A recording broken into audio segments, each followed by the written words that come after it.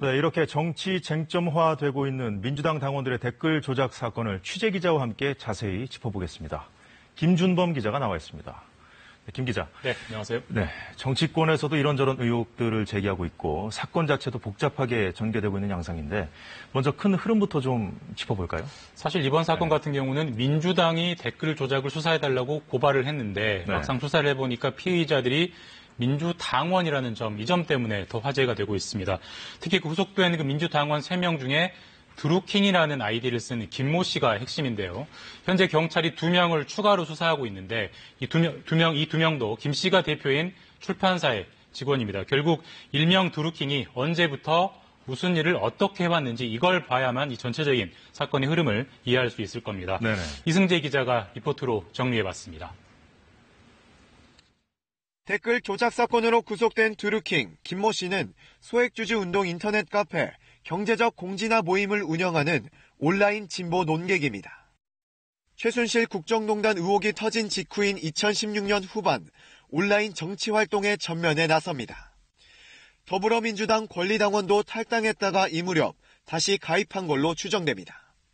당원 되기를 좀 이렇게 자기가 강요했고 정의당 당원이신 분들도 탈당을 해서 민주당으로 당원이 되게끔.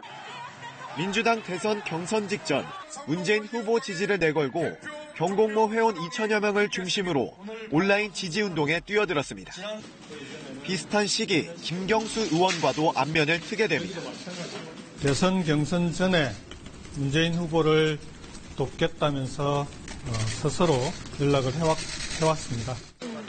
민주당 당내 경선과 대선 기간 김 씨가 펼친 온라인 지지 활동이 어떤 성격이었는지는 확실히 파악되진 않았습니다.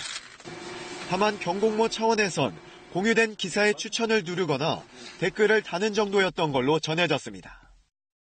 좋은 정권을 만들기 위해서 선불운동을 하자. 좋은 거 있으면 갖고 와서 이런 내용들이 있더라 공유도 하고. 일명 드루킹은 문재인 대통령 당선 이후 이전과 다른 모습을 보이기 시작합니다. 세력화를 꾀하는가 하면 안희정 전 충남지사를 초청해 강연회를 여는 등 친안으로 돌아섰다는 평가도 받았습니다. 급기야 김 씨는 구속되기 전 자신의 페이스북에 2017년 대선 당시 댓글 부대에 진짜 배우를 폭로하면 충격을 받을 거라는 글을 남겼습니다. 앞으로 수사에 초점이 될 것으로 예상되는 지점입니다. KBS 뉴스 이승재입니다. 네, 리포트 말미에 김 씨가 직접 배우설을 꺼내면서 지난해 대선 때도 뭔가 있었다는 식의 글을 썼다는 내용도 나왔는데 결국 이 부분이 수사의 핵심이 되겠군요. 그렇습니다. 이런 댓글 관련 범죄가 대선이 끝난 이후에만 있었냐 아니면 대선 당시에도 있었냐 이 문제는 매우 중요할 수밖에 없습니다. 일단 법적으로 선거법이 적용되느냐 마느냐가 여부가 달라질 수 있고요. 또 정치적으로도 폭발력이 비교가 안 되겠죠. 결국 경찰이 추가 수사할 부분은 바로 대선 당시에 이런 일이 있었냐 이 부분일 겁니다. 김 기자, 그런데 지금까지 댓글 사건들이 여러 가지가 있었잖아요. 국정원과 기무사, 경찰까지 댓글 때문에 홍역을 치렀는데 앞서 벌어진 다른 사건들과 이번 사건을 비교한다면요? 네, 지금부터는 간단한 키워드로 말씀을 드리겠습니다. 일단 공무원이냐 민간이냐 이 부분에서 일단 이 사건은 앞선 사건들과 차이가 있습니다. 말씀하신 사건들 같은 경우는 국정원, 군인, 경찰 이런 공무원들이 저지르지 않았습니까? 공무원은 법상 정치 중립의 의무가 있고요. 특히 선거 때는 이 중립의 의무가 훨씬 엄격해집니다. 반대로 이번에 구속된 이들 같은 경우는 민주당 당원이긴 하지만 공무원은 아니거든요. 따라서 헌법에 따라서 시민으로서 의사를 표시할 수 있는 권리가 훨씬 폭넓다고 볼 수 있습니다. 결국 이런 범행 주체의 차이에 큰 차이가 있습니다. 하지만 일반 시민이라고 해서 김 씨처럼 저렇게 댓글 조작을 막 할 수는 없는 거잖아요. 그러니까 구속까지 됐을 거고요. 맞습니다. 아무리 비공무원이라고 해도 부정한 방법을 썼다면 당연히 위법이 될 겁니다. 이번에 그 민주당원 3명은 매크로라는 프로그램을 썼거든요. 매크로라는 게 뭐냐면 미리 정해놓은 명령을 수행해서 댓글 추천을 자동으로 할 수 있는 그런 프로그램입니다. 또 다른 회원의 아이디를 동원하기도 했고요. 이런 행위는 법적으로 위계, 그러니까 속임수로 간주가 됩니다. 이렇게 속임수를 써서 기사를 게시한 포털 사이트의 업무를 방해했다. 이런 법리로 현재 구속이 된 거죠. 반대로 이런 수법을 안 쓰고 예를 들어서 회원들을 독려해서 회장이 독려해서 이 댓글에 기사가 마음에 드니까 댓글이 마음에 드니까 추천합시다. 이런 식으로 적극적으로 독려를 했다면 네. 설사 보기는 안 좋다고 하더라도 그건 정당한 시민의 의사 표시이고 법적으로도 문제될 소지가 매우 적습니다. 네, 그렇군요. 또 다른 쟁점은 지금 야권에서 집중적으로 문제 제기를 하는 부분이기도 하고요. 배우가 있느냐는 건데 민주당의 김경수 의원이 구속된 당원 중에 한 명이랑 상당 기간 접촉해온 사실 네. 아니겠습니까? 일단은 그런 내용이 압수수색에서 나왔기 때문에 수사가 이루어질 걸로 보입니다. 만약에 앞서 키워드에서 말씀드린 대로 드루킹 김모 씨가 대선 당시에도 부정한 활동을 그랬다면 김경수 의원이 이를 지시했거나 최소한 알고만 있었어도 법적으로 처벌될 가능성이 매우 높습니다. 네. 정치적으로도 폭발력이 상당할 겁니다.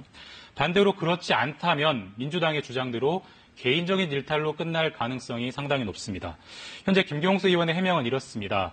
김 씨를 열성적인 지지 그룹 중 하나로 알았던 사이인 건 맞다. 그런데 대선이 끝난 뒤에 인사청탁 같은 무리한 요구를 해와서 거절했고 그 뒤에 이런 범행을 저지른 게 아닌가 생각된다. 이런 입장입니다. 네. 김 의원의 정치적인 비중을 생각한다면 매우 중요한 이슈일 수밖에 없습니다. 그래서 저희 취재진이 김 씨가 운영한 카페 회원들을 직접 만나서 실제 오간 대화 내용들을 취재해봤더니 일본 대사와 오사카 총영사 자리를 요구했던 것으로 확인됐습니다. 정세배 기자가 전해드립니다. 구속된 김모 씨가 올해 1월 드루킹이라는 아이디로 자신이 운영하는 인터넷 카페 경공모의 대화방에 올린 공지입니다. 1년여간 문재인 정부를 도우면서 김경수 의원과 관계를 맺었다며 대선 직전 카페 회원을 일본 대사로 임명해달라고 두어 번 부탁한 사실을 밝힙니다. 또 오사카 총영사 자리 역시 김 의원에게 요청했는데 김 의원이 총영사 자리는 외교 경력이 풍부한 사람이 가야 한다며 거절했다는 내용도 나옵니다. 김 씨는 오사카 총영사 인사 결과를 보고 만약 외교 경력이 없는 인사가 뽑히면 거짓말한 김 의원을 날려줘야 한다고 말합니다. 혼자 지속적으로 요구를 했다. 자기가 뭐 얘기를 하대요. 요구를 했는데 안 들어준다고. 카페 회원을 추천했다고 얘기를 하대요. 김 씨는 또 회원들에게 정치인이 경공모를 존경하게 해야 한다. 대통령에게 을질당하는 건 올해 말까지만 하겠다며 조직의 힘을 키워야 한다고 거듭 강조합니다. 그러면서 평창 동계올림픽 단일팀 구성 등 올 들어 정부 발표 기사에 달린 악성 댓글의 추천을, 좋은 댓글에는 비추천을 눌러달라고 독려했습니다. 문재인 정권은 이걸 성공시키지 못하는 정권이다. 망하게 해야 된다. 이런 식의 표시를 하면서 악성 댓글을 얘기를 했던 것입니다. 결국 드루킹 김 씨는 지난달 매크로 프로그램까지 동원해 직접 여론조작을 시도하다 구속됐습니다. KBS 뉴스 정세배입니다. 네, 정세배 기자의 리포트까지 잘 봤습니다. 김 기자, 네. 이 사건과 관련해서 앞으로 어떤 것들을 좀 더 눈여겨봐야 될까요? 사실 여러 보도들이 나오고 있습니다만 사실 수사는 아직 초기 단계입니다. 사실 언론에서 구속 사실이 취재가 되면서 경찰이 어쩔 수 없이 비공식 브리핑을 한 측면이 있고요. 네. 따라서 향후 수사 상황에 따라서 어떤 사실들이 튀어나올지 일단 눈여겨봐야 됩니다. 또 첫 리포트에서 보시다시피 여야 정치권이 첨예하게 부딪히고 있기 때문에 네네. 또 어떤 변수가 생길 수 있고 이런 점들을 좀 차분히 지켜봐야 할 것 같습니다. 네, 오늘 얘기는 이 정도로 하죠. 예, 김준범 기자 잘 들었습니다.